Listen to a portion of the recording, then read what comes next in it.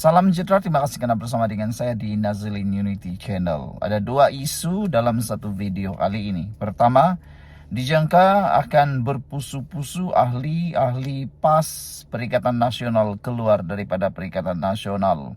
Dijangka beribu-ribu akan keluar daripada Perikatan Nasional dan PAS gara-gara kesilapan dalaman, gara-gara kepincangan dalaman yang berlaku dalam Perikatan Nasional.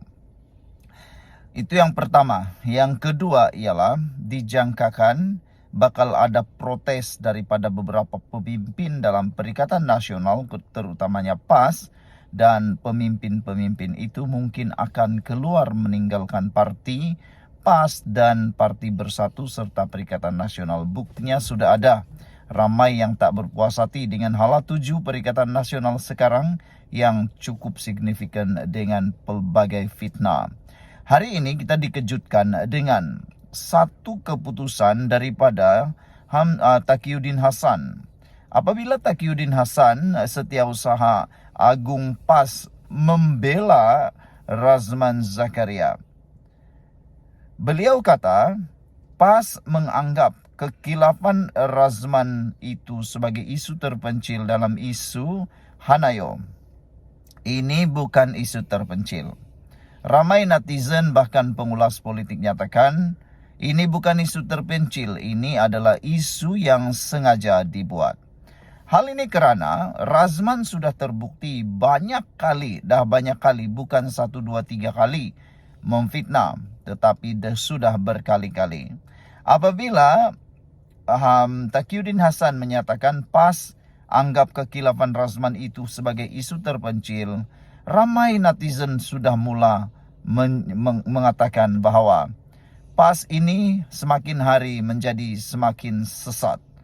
Apabila Taqiyuddin menyatakan begitu, dapat dilihat seperti seakan-akan PAS dan Perikatan Nasional menormalisasikan perbuatan fitnah. Sedangkan fitnah itu adalah satu perkara yang besar dosanya, lebih besar daripada membunuh.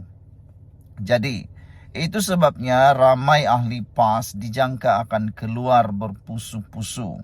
Berpuluh ribu akan keluar daripada PAS dan Perikatan Nasional kerana mereka sudah mula sedar betapa PAS dah semakin hilang arah, dah semakin sesat.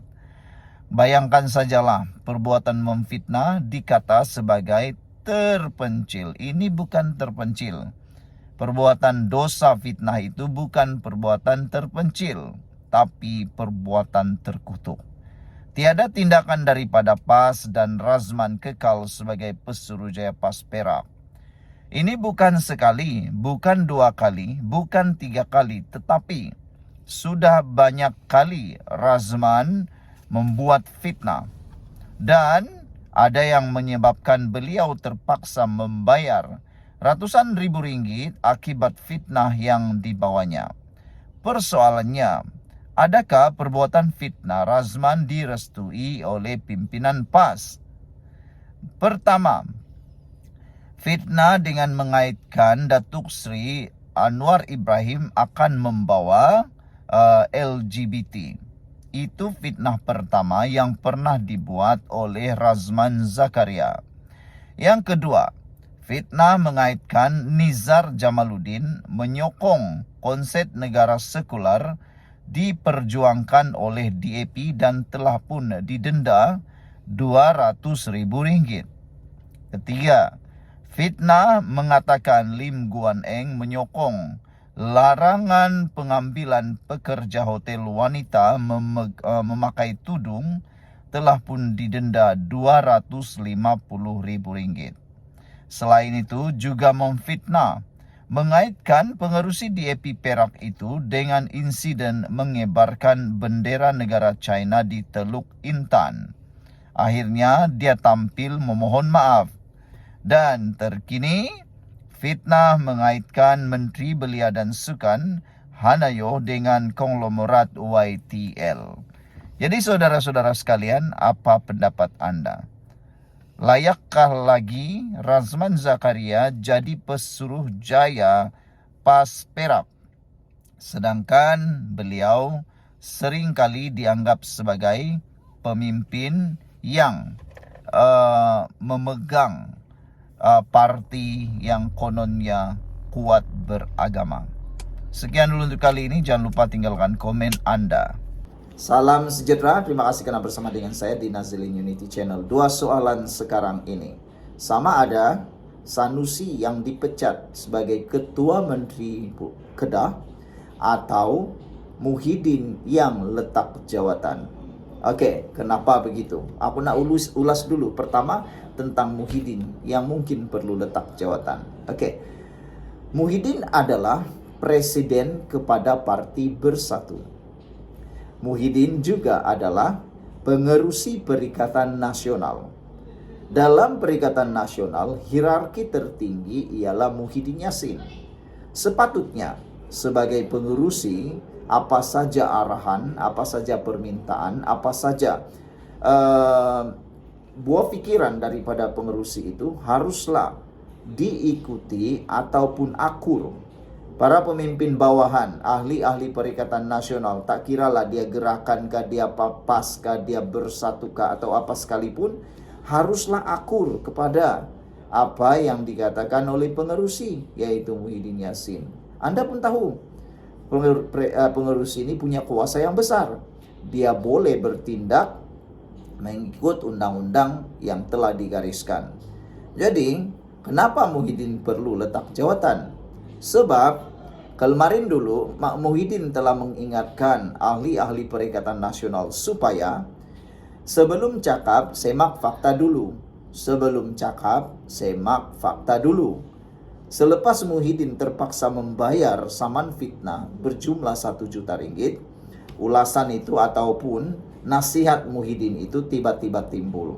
Nah, ramailah yang menjangkakan Muhyiddin mungkin dah serik. Oke, tak apalah kalau Muhyiddin dah serik itu bagus.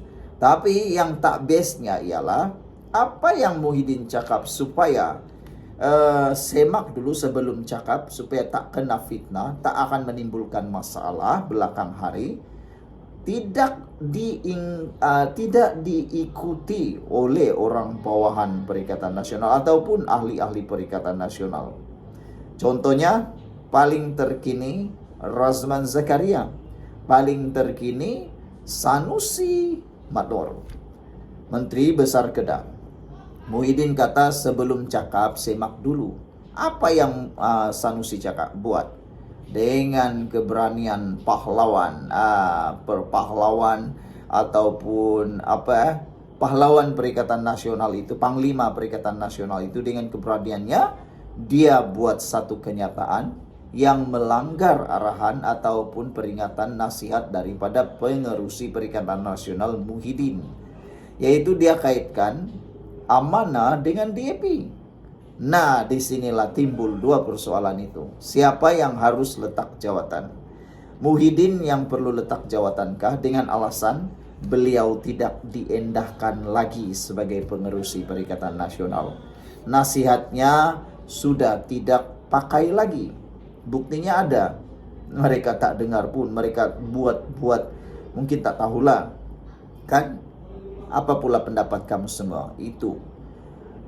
Kalau Muhyiddin tak boleh kontrol ahli-ahlinya, lebih baik Muhyiddin Yassin letak jawatan segeralah.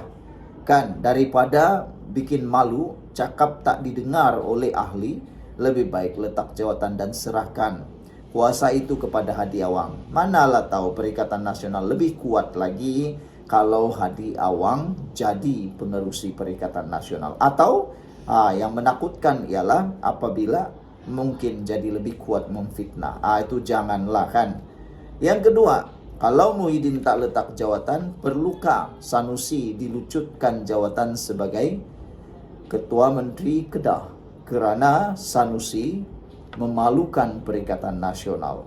Dan kalau Sanusi disaman, contohlah 100 juta, dia tak mampu bayar saman itu kalau dia kalah dalam kes itu, adakah Sanusi akan kehilangan kerusi dan kehilangan jawatan?